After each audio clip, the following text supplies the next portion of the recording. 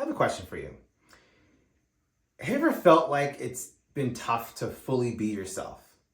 I mean, whether it's with your friends, whether you're at work, whether it's with your partner, whether it's on dates, when meeting people that are new. Have you ever felt like, man, like if I really showed people who I was, they would not accept me. I'd be rejected and ostracized from society, destined to be alone again. If you felt this way, just know that you're not alone. I work with plenty of clients who have felt this way. I myself have gone through this process, and that process nearly killed me.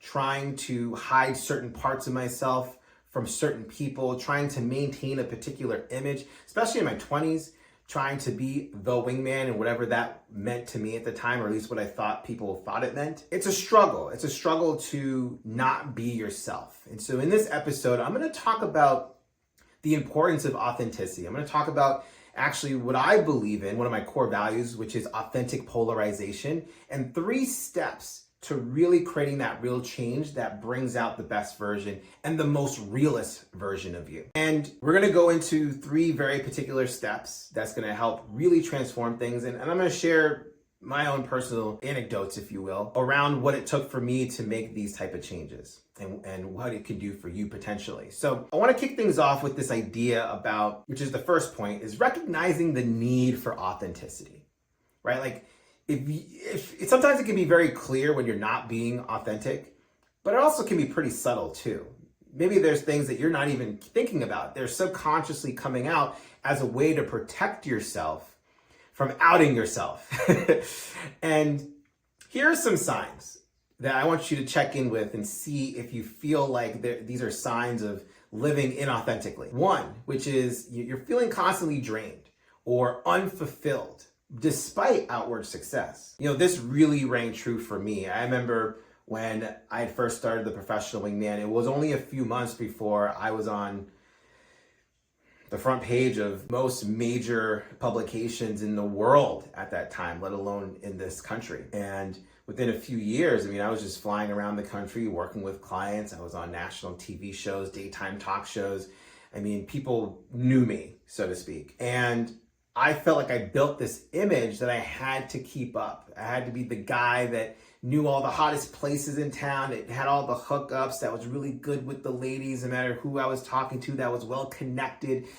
And while a lot of those things were true, it became my entire image and my focal point. And while I did create a lot of success for myself, I was making 6 figures, I was pretty well known, I met the love of my life, there was a lack of unfulfillment. I mean, there was a lack of fulfillment that I was experiencing that, like I said, nearly killed me. I mean, it really weighed me down and I felt drained. It was really tough. And so the second sign that I also noticed was I was frequently saying yes to things when I really wanted to say no, right? And a lot of those yeses that I was saying to was for the sake of maintaining appearances. A great example was when people would invite me to go out and, you know, it'd be 10:30, 11 o'clock at night. And the truth is I really wanted to go to sleep. I wanted to get some rest, but I felt like if I didn't do that, then I wasn't truly the wingman. The wingman steps up at a moment's notice and can go all night. This was the story that I had created, the image that I thought people had of me. And I would just go out, not wanting to be there. That was a struggle too, because then I was out in public and wanted to hide. And the only way I knew to hide was to consume alcohol and numb myself so I didn't have to feel my emotions.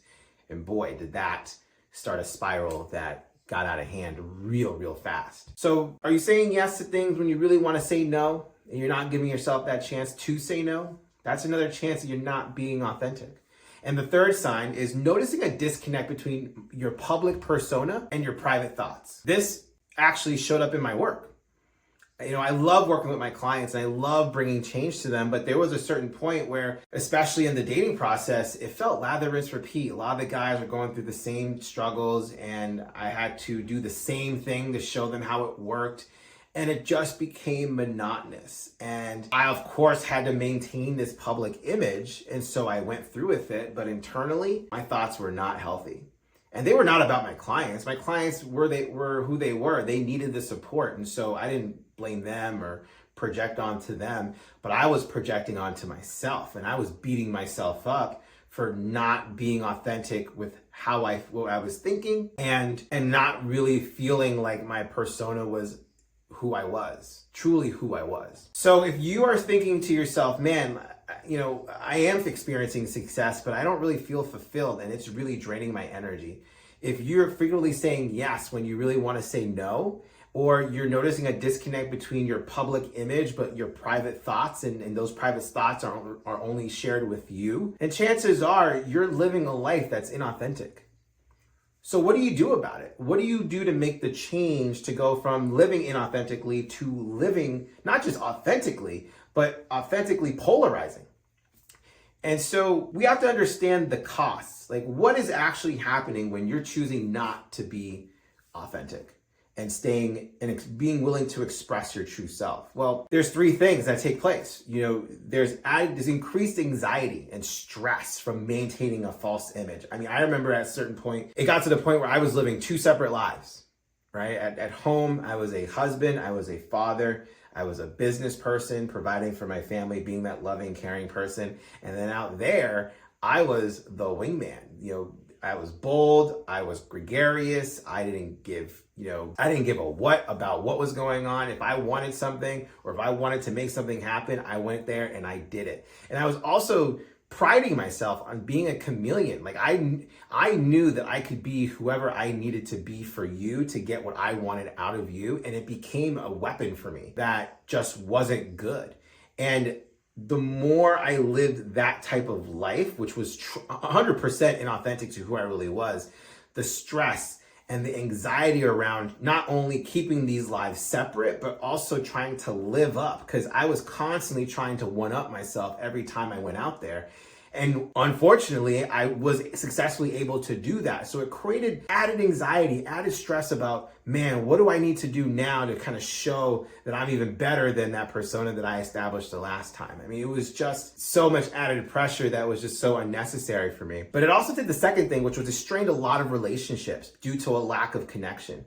I started to hang out with, let's just say, the wrong crowd. And a lot of our relationship was built on drinking, and there wasn't any depth to it. It felt like depth and it felt like connection, because when you're under the influence, you're feeling like happy-go-lucky, and you're social and you're a butterfly. And I didn't need that, but it just made it even more amplified. And I felt like, oh my gosh, I met all these amazing people and I made all these connections and had all these conversations, but that was not happening because I was still feeling lonely. I was still feeling disconnected. I was still feeling isolated. And then feeling isolated, then I went home and I felt the same way too. So the relationship with my wife, the relationship with my daughter was starting to strain because I wasn't making the attempts or feeling like I could make the attempts to make genuine connections due to the tension between these two worlds that I had created for myself and these two different personas and the inauthenticity between the two. And then the last one, which was probably, the most significant, was I missed out on opportunities for growth and meaningful experiences. I would, go so hard at night trying to prove myself to whoever was willing to watch me that the trade-off was being too hungover to be present for other meaningful experiences that would take place during the day. I would choose my persona over other opportunities, whether it was professionally or even personally, that could get me further ahead in life because I wanted to maintain that persona. It wasn't really necessarily just all about drinking. A lot of drinking took place and it fueled my addiction.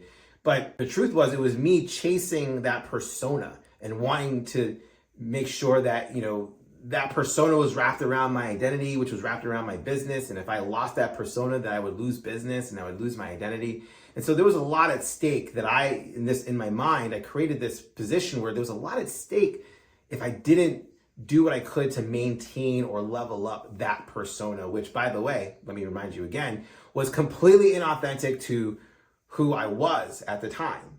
And so I'm creating this gap in this tension between this persona and who I really am, and the inauthenticity in between was getting wider, and the tension was growing and getting stronger over time. And I was just missing out on opportunities, missing out on professional opportunities. I mean, there were so many different directions I could have gone, but I missed out on that because I chose my persona that I wasn't aligned with over everything else. And so if you're in a situation where you're feeling a lot of stress and anxiety from not being yourself, if you wish you could have expressed yourself in a true nature, maybe there's a lot of things going on out there in the world that you want to talk about but don't feel like you can, or you're worried that if you do that there's going to be consequences, you're probably feeling the anxiety and the stress about it right now. And you're probably thinking, man, like if I don't do this, maybe I could be missing out on opportunities. Maybe I'm straining connections and relationships because I'm not willing to express myself in the way that I genuinely want to. And these are the costs. And this